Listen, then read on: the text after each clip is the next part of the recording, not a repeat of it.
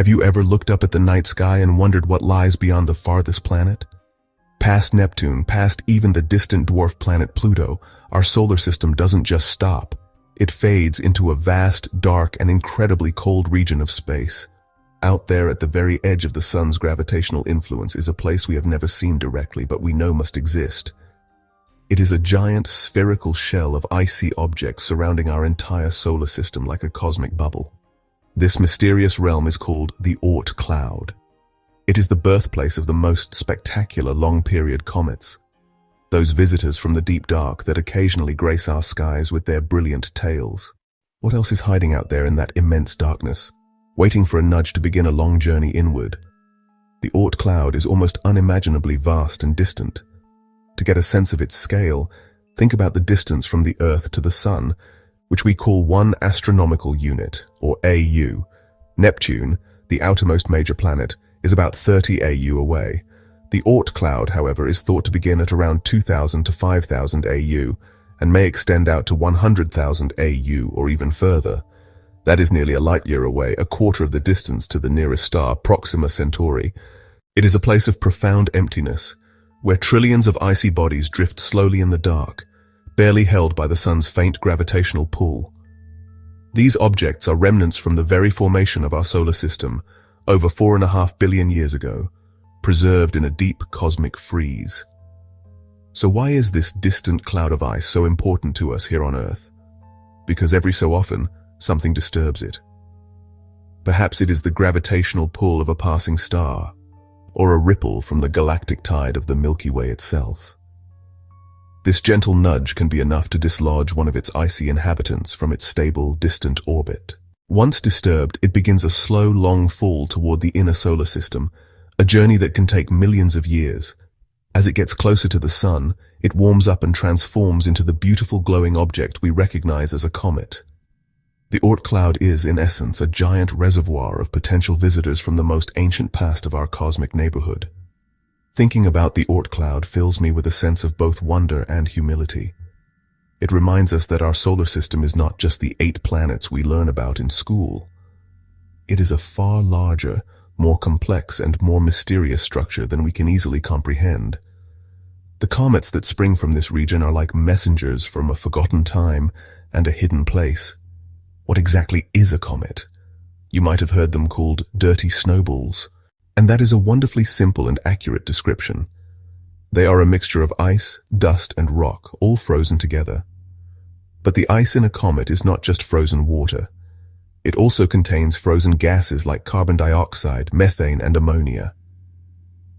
Now let's imagine something extraordinary. Something that has, as far as we know, never happened in recorded human history. Imagine that a significant gravitational event occurs out near the Oort cloud. Perhaps a wandering brown dwarf star, a failed star much larger than Jupiter, passes relatively close to our solar system.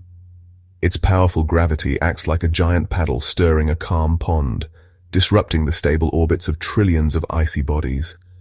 It doesn't just dislodge 1 or 2 comets. Instead, it sends a whole swarm of them tumbling inward, a cascade of cosmic snowballs aimed directly at the heart of the solar system. Let's put a number on it. 1,000 comets, all heading our way.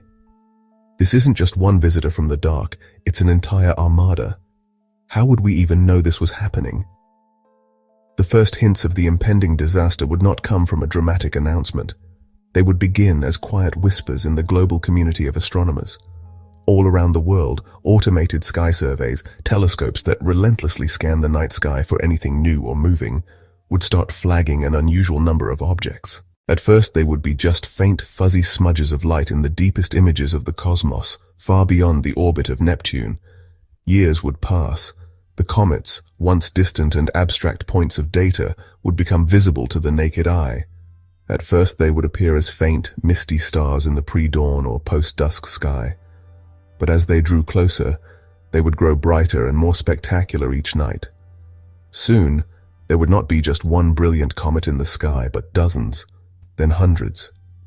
Our night sky, normally dominated by the familiar moon and the steady points of light from planets and stars, would be transformed into a breathtaking, ever-shifting canvas of ethereal beauty. The celestial dome would be crisscrossed with the glowing tails of our 1,000 visitors. Let's imagine, just for a moment, that the unthinkable happens. Despite our best efforts, some of the comets actually get through. The first impacts might be relatively small, comets only a few dozen meters across. These wouldn't cause a global catastrophe, but honestly, they would be terrifying events. A small comet entering the atmosphere would explode with the force of a powerful nuclear bomb. If it exploded over a populated area, it would be devastating. But the real existential threat would come from the larger comets, those a kilometer or more in diameter.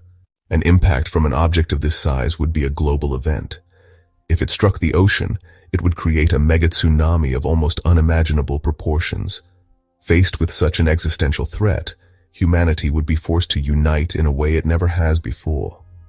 The decade or more of warning time would be our only saving grace. The primary goal would be planetary defense, figuring out a way to deflect the comets that are on a collision course with Earth. This would become the single most important scientific and engineering project in history.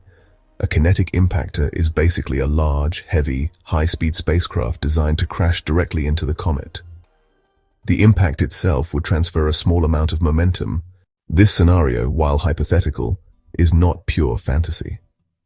Our planet and our solar system bear the scars of a long and violent history of impacts. Surviving a bombardment from 1,000 Oort cloud comets would change humanity forever.